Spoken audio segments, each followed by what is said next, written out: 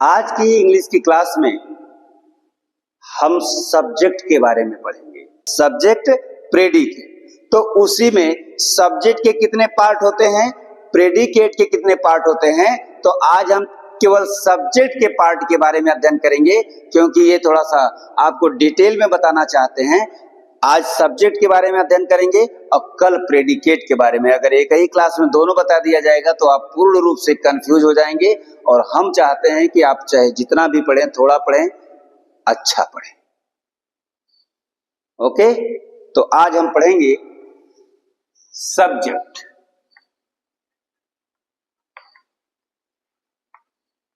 Subject कितने part में बटा होता है, इसके पहले अभी हमने चर्चा किया कि सब्जेक्ट और प्रेडिकेट यहां तक आप समझ चुके हैं, जिसको हिंदी में हम कर्ता कहते हैं।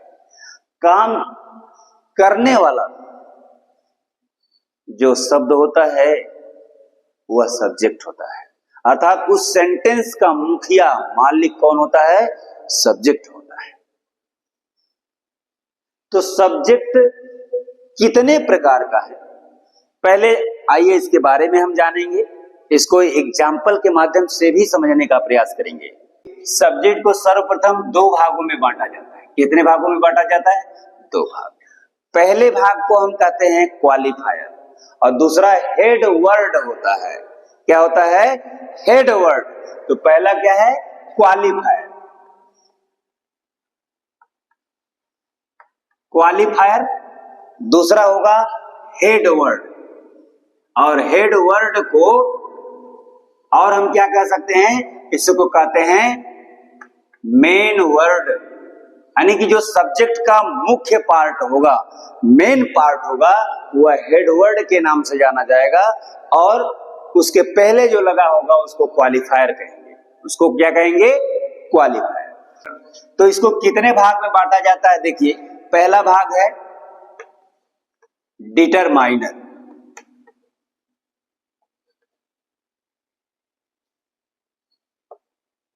डिटरमाइनर।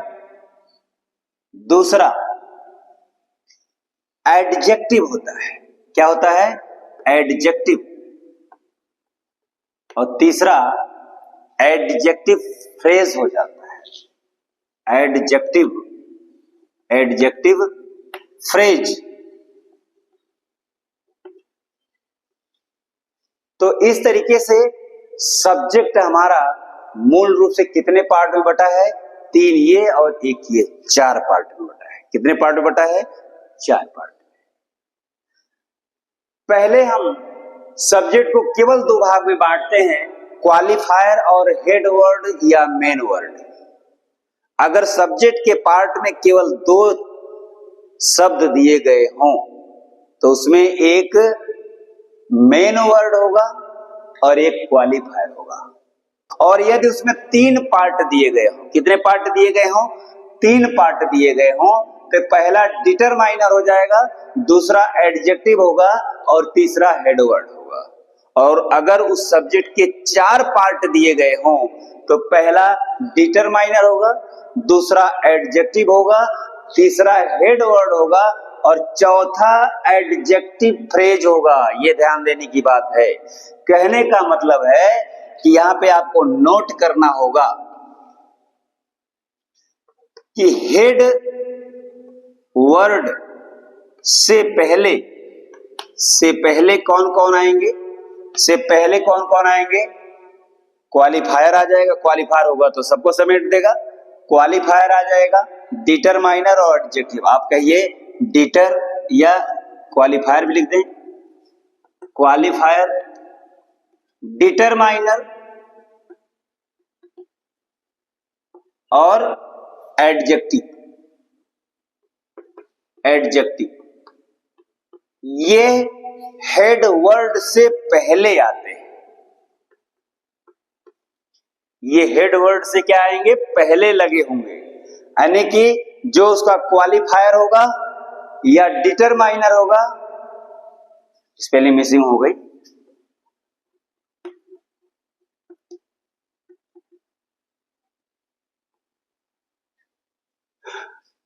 यहां पे भी स्पेलिंग मिसिंग है। डिटरमाइनर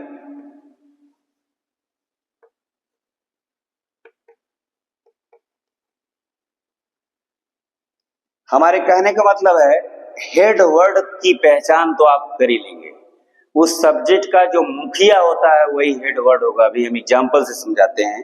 उस हेड वर्ड के पहले वाले जो शब्द हैं पहले कौन कौन से आते हैं, तो आप कहेंगे क्वालिफायर आ सकता है, डिटरमाइनर आ सकता है और एडजेक्टिव आ सकता है। लेकिन जो एडजेक्टिव फ्रेज है ये सबसे ज्यादा इंपॉर्टेंट है, इसको नोट में लिख लीजिएगा। एडजेक्टिव फ्रेज हमेशा हेड वर्ड के बाद आता है, तो आप कहेंगे एडजेक्टिव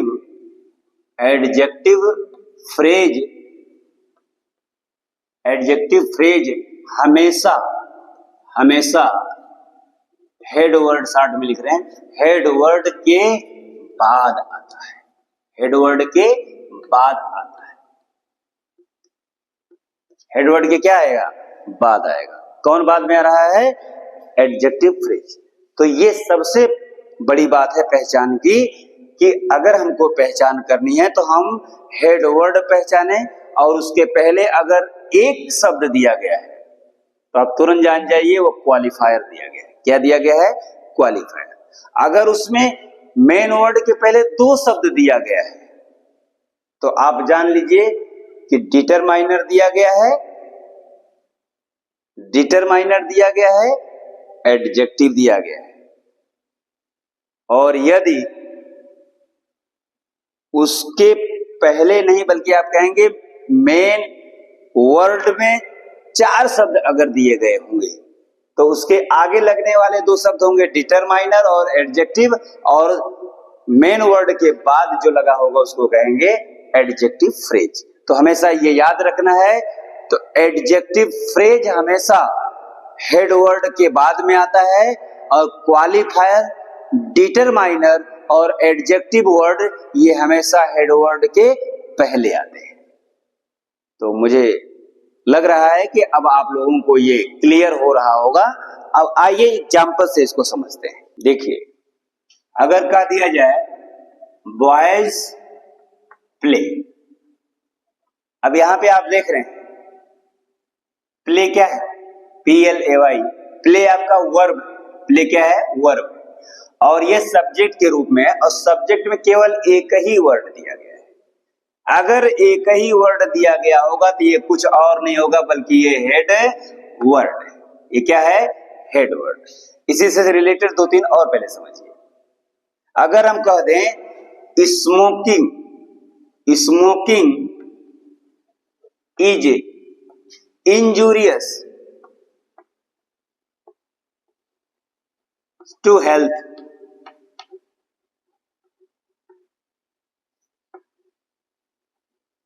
अब इसका मतलब क्या होगा? Smoking injurious to health. देखिए, इज जहां पे लग गया, यहां से यहां तक ये प्रेडिकेट का पार्ट है, ये भी प्रेडिकेट का पार्ट था, अब यहां से लेकर के ये भी प्रेडिकेट का पार्ट। हमको अध्ययन करना है केवल सब्जेक्ट पर। तो यहाँ पे स्मोकिंग सब्जेक्ट है। अब आप कहेंगे सर इसमें तो ING लगा है, ये तो मेन वर्ब होना चाहिए। बिल्कुल आप सही समझ रहे हैं। लेकिन अगर अब इसी को हम कह देते हैं जीरंड, क्यों जीरंड कहते हैं? ये है आपका हो गया जीरंड। जीरंड इसलिए कहा जाता है किसी वर्ब में अगर ING जोड़ करके उसको सब्जेक्ट के जगह पे यूज किया जाए या ऑब्जेक्ट के जगह पर यूज किया जाए, यानी कि जीरंड का प्रयोग सब्जेक्ट और ऑब्जेक्ट दोनों जगह पे यूज होता है। तो किसी भी वर्ब में ING लगा करके अगर उसको सब्जेक्ट के जगह पे प्रयोग किया जाए या ऑब्जेक्ट की जगह पे प्रयोग किया जाए तो उसको कहते हैं जीरंड। और इस स्मोकिंग का मतलब क्या होगा? ना शब्द लगा देंगे। इसके वास्तविक अर्थ में हम क्या लगा देते हैं? ना, यानी कि धूम्रपान करना। इसका क्या हो जाएगा? धूम्रपान करना। तो इन्होंने कहा smoking is injurious to health, धूम्रपान करना स्वास्थ्य के लिए हानिकारक है। इंजूरियस है, हानिकारक है। तो यहाँ पे स्मोकिंग के बारे में आपको यह समझना होगा, स्मोकिंग यहाँ पे सब्जेक्ट के रूप में यूज हुआ है, और यदि मेन वर्ब में ING लगा दिया जाए इसको हम जीरंड कहेंगे। क्या कहेंगे? जीरंड कहेंगे। दूसरा, और हम क्या लिख सकते हैं, एक और होता है to walk is useful to us. अब देखिए यहां पे भी ये सब्जेक्ट है, यही क्या है, सब्जेक्ट है। जिरंड यहां पे क्या था, सब्जेक्ट था। टू वॉक भी सब्जेक्ट है। यहां पे भी आपके पास समस्या पैदा हो गई, सर फिर आपने वही गलती किया,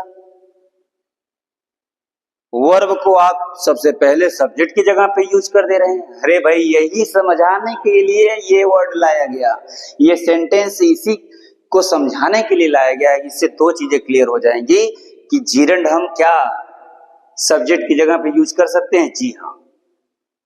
दूसरा क्लियर हो जाएगा, जिरंड कहते किसको है, तो जिरंड मेन वर्ब और आईएनजी, मेन वर्ब में आईएनजी हम लगा देंगे, मेन वर्ब में क्या लगा देंगे, आईएनजी, उसको हम जिरंड बोलते हैं। और यदि मेन वर्ब में टू ऐड कर दिया जाए, क्या ऐड कर दिया जाए, टू ऐड कर दिया जाए, तो ये आपका इंफिनिटिव हो जाएगा। क्या हो जाएगा, ये इंफिनिटिव।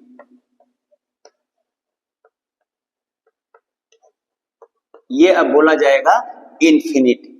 क्या बोला जाएगा, इन्फिनिटी।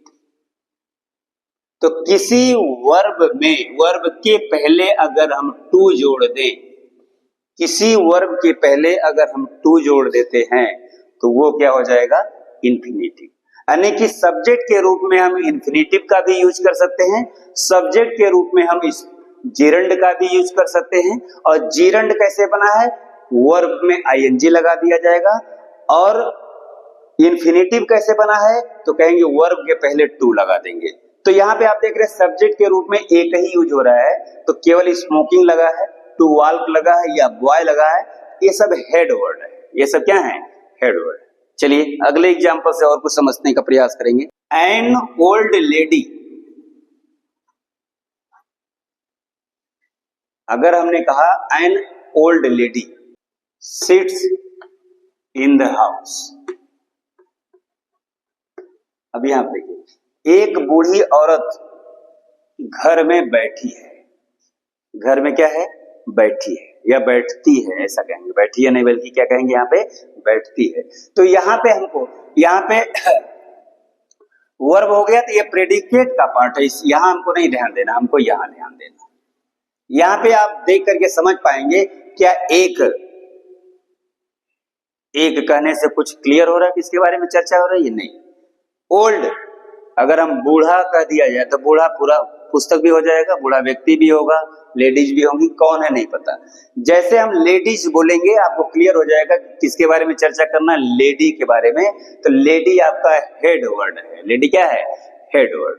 और उसके पहले अगर दो वर्ड आए, हमने बताया कि हेड वर्ड के पहले अगर दो वर्ड आए तो उसमें पहला एन जो होगा, अब ये एन आपका डिटरमाइनर होगा। अब क्वालिफायर हम नहीं लिखेंगे, अब क्या लिखेंगे, डिटरमाइनर। ये डिटरमाइनर क्या है, ये डिटरमाइनर।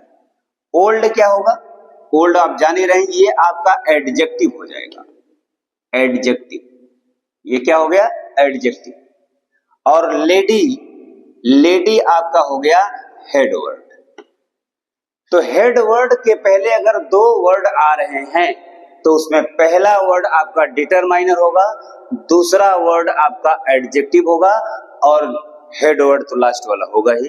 तो इस तरीके से अगर सब्जेक्ट में तीन पार्ट बन रहा हो तो पहला डिटरमाइनर, दूसरा एडजेक्टिव और तीसरा हेड वर्ड। क्लियर, इस एग्जांपल से आपको समझ में आया कि सब्जेक्ट में जब कितने पार्ट आ रहे हैं, तीन पार्ट। हेड वर्ड को लेकर के कितने पार्ट आ गए, तीन पार्ट।